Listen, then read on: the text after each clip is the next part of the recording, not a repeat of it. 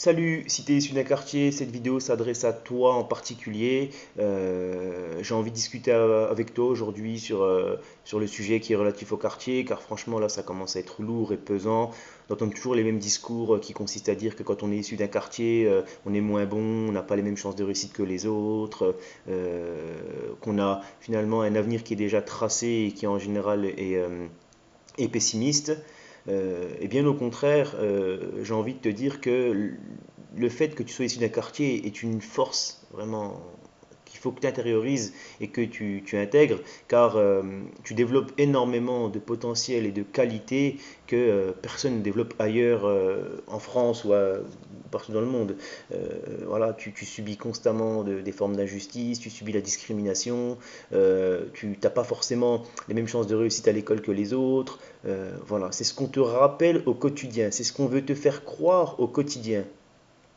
Mais il y a vraiment un grand décalage entre ce qu'on nous dit et la réalité. Mais le problème qui se pose, c'est qu'il y a une forme de mimétisme, c'est-à-dire qu'on agit comme on veut qu'on agisse. Donc si on nous répète constamment qu'on est nul et qu'on n'a pas le niveau et que quand on a un prénom à consonance étrangère, on a 7 ou 8 fois moins de chances de trouver du travail qu'une personne avec un prénom de souche, bah forcément on intègre ce qui est dit et on part défaitiste, on perd confiance en nous et donc on réussit aucun projet qu'on souhaite réaliser. Donc voilà, les causes de ce problème sont nombreuses, hein. La première cause, moi, que j'ai relevée, c'est le fait qu'on mette en avant des vieilles statistiques d'influence, tu sais, qui consistent à dire que tant de pourcents de jeunes issus de l'immigration ont un emploi de cadre ou trouvent du travail ou sont au chômage. Puis en général, c'est tout le temps des statistiques qui sont défavorables, donc forcément, on intègre ce qu'on nous dit et ça nous conforte dans notre situation. Il y a aussi ce qu'on appelle le concept de la reproduction sociale. Donc là, c'est des études sociologiques qui ont été menées, effectivement, de façon scientifique, hein, et donc qui prouvent que quand on a un fils d'ouvrier, ben, on a plus de chances de devenir ouvrier, et quand on a un fils de cadre, on a plus de chances de devenir cadre. Encore une fois, voilà, ça reste des statistiques, et il y a toujours des personnes qui sont là pour nous prouver le contraire. Et heureusement, aujourd'hui, c'est en train de se démocratiser, de plus en plus. Et il y a également aussi un problème au niveau des familles. Donc là, il ne faut pas non plus mettre tout le temps la faute sur des éléments extérieurs et puis aussi que chacun prenne sa part de responsabilité. Il y a énormément de familles qui font un calcul coût-avantage et se disent bon, aujourd'hui j'ai tant, ça me coûterait tant pour que mon fils ou ma fille fasse telle ou telle école ou telle fac ou intègre tel ou tel dispositif, donc je préfère ne pas le faire. Parce que finalement, ça va être, c'est risqué et ça, c'est pas sûr de porter ses fruits.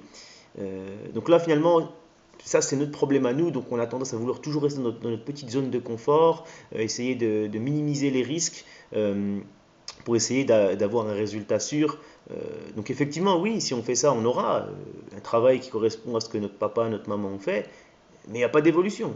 Et l'évolution, ça passe par les risques et l'audace. Voilà, c'est les risques, l'audace, bien évidemment un peu de raison pour maîtriser tout ça, mais en général, il faut être audacieux et ça, c'est quelque chose qu'on a la chance d'avoir dans les quartiers. Donc toi, je sais très bien que tu es audacieux et que tu as envie de réussir, car ça, c'est quelque chose qui est inné chez les gens.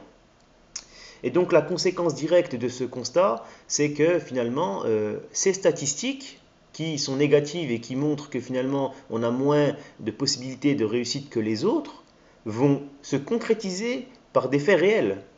Car aujourd'hui, il est vrai que quand on est issu d'un quartier, on a moins de chances de trouver du travail qu'une personne qui n'est pas d'un quartier. Mais pourtant, on voit tous les jours des gars issus de quartiers sensibles et qui s'en sortent très bien. Il y a des hommes politiques, il y a des footballeurs professionnels, il y a des cadres et des chefs d'entreprise, il y a des gens qui vraiment ont une influence particulière et qui finalement ont réussi à bouger les lignes et à s'en sortir de façon très brillante. Et il y en a de plus en plus, c'est que malheureusement, ils ne sont pas médiatisés, ils ne sont pas connus. Car les seuls reportages qu'on fait sur les quartiers, c'est constamment des reportages qui montrent la violence et la délinquance. Et à aucun moment, on a des reportages qui vont être en faveur du quartier. Donc nous, on s'identifie à ce qu'on nous montre et on essaie de suivre le mouvement comme si c'était un chemin traditionnel qui était déjà tout tracé. Donc ça, c'est ce qu'on appelle du déterminisme. Et ce déterminisme, il est totalement faux. Et en réalité, je pense que ce n'est pas les statistiques euh, c'est pas les faits réels qui créent les statistiques. Donc, c'est pas le fait d'être issu d'un quartier qui va faire que tu auras moins de travail, c'est les statistiques. Donc, le fait qu'on dise que tu es issu d'un quartier qui va faire que tu auras moins de travail. Donc, c'est les statistiques qui créent les faits réels. Ça, c'est l'influence des sondages, l'influence des études scientifiques qui sont menées et qui, je pense, sont destructrices et ne sont pas du tout encourageantes. Donc, on cherche toujours pour se rassurer des sources, des études, des statistiques, des chiffres, mais quand c'est négatif et défavorable, il faut absolument se détourner de ça et regarder tout le temps l'aspect positif et rester optimiste. Ça, c'est quelque chose de primordial pour réussir tous les projets qu'on entreprend. Et donc les solutions que je préconise pour te permettre de réussir à atteindre tes projets, même si tu es issu d'un quartier, elles sont...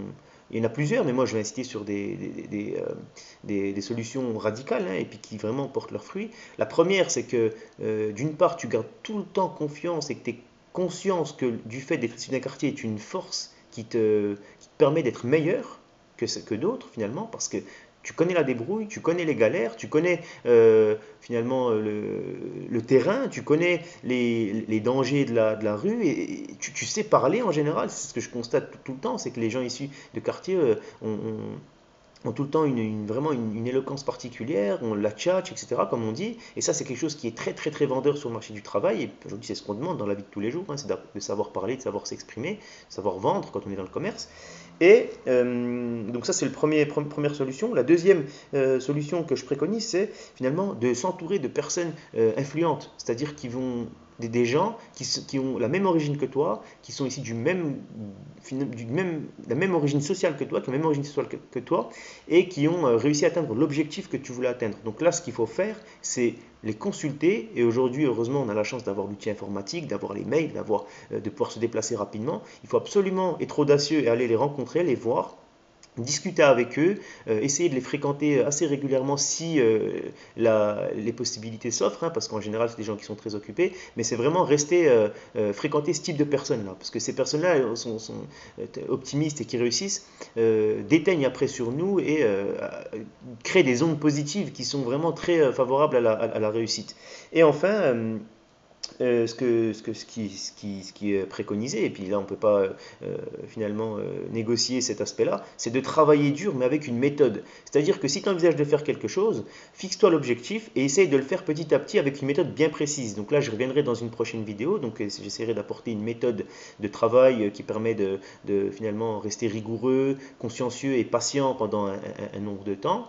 Donc voilà, donc grosso modo, c'est ce que je voulais dire aujourd'hui à travers cette vidéo, vraiment te dire que tu étais quelqu'un de particulier, quelqu'un qui méritait qui méritait finalement d'avoir un discours positif pour changer un peu ce qu'on entend au quotidien. À bientôt sur Boost Life.